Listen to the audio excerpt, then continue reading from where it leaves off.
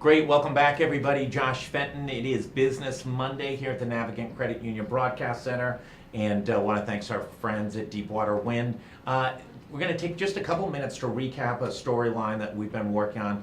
News editor Kate Nagle is here, and we've been looking at this Commerce Department funding to Lance Robbins to build apartment complex over in rehab, an apartment complex, investigative series that you worked on and led, unveiled that he had gotten into all sorts of problems while he was a developer in California. Do you want to recap going back about a year or so? It's over a year. This goes back to last September. I was taking a look back in our archives, and we've written a number of stories, probably several dozen about this. And to give you a sense of the time frame about how this all came to be, it was actually his partner here, Michael Gazdaco, when he was running for state rep against Anastasia Williams, that some of the opposition research had questioned Gazdaco's ties to this Lance Robbins, and that's really when we first had heard about him and then realized he was tied to Hope Artiste Village.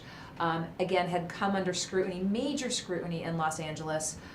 Various news outlets calling him, quote, a slumlord. Yep. That is their contextualization. Involved with lawsuits in North Carolina. So we had really started to poke around on this simply by lieu of the fact that an associate was running for state rep. Now fast forward about 2 weeks after that, after Gazdaco lost in the primary, the Commerce Corporation awarded $3.6 million in tax credits to Robbins, and GoLocal had already uncovered the issues that urban smart growth had had around the country. But moreover, we started hearing from the business owners who had already been in Hope Artiste leading up to this. These were small businesses, small bakers, business owners, etc. Again, that small restaurant space down there, you know, a number of female-owned businesses, again, having a number of issues, and they were incredulous that the state would get into bed, so to speak, with this developer having known what they know.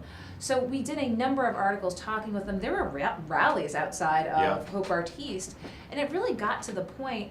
We spoke with Commerce board member Carl Weidenstein from VIBCO, who really sort of took the step back and said, we really need to, as a Commerce Corp and a state, decide who we're going to be doing business with.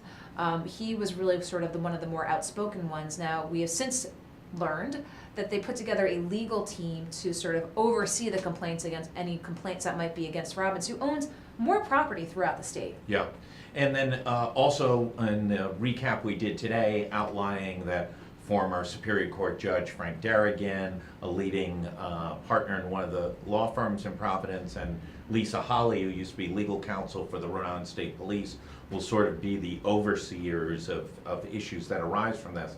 But the LA Times has broken a couple of other stories over the last 24 months or so related to some issues he's having that. All of that is in the story. None of this would have come out if it weren't for some of the work that you did, and glad to see that at least Commerce paused in what they were doing and give them a little bit of credit in trying to create a solution. I think a lot of people appreciate Hope Artiste as a venue, and as Gary Sass said before earlier today, listen, Pawtucket's got a piling up of problems. The GAM Theater leaving, Memorial Hospital closing, Hasbro now looking to consolidate and bring their corporate headquarters out of Pawtucket to Providence, and then potentially whatever happens with the Paw Sox. So I think everybody wants to do what they can to keep Pawtucket a vibrant place. So I appreciate it, and thanks for the update. Just want to, speaking of updates, let folks know on GoLocal right now, moves at the Commerce Corporation. Commerce Corporation President Darren Early is stepping down.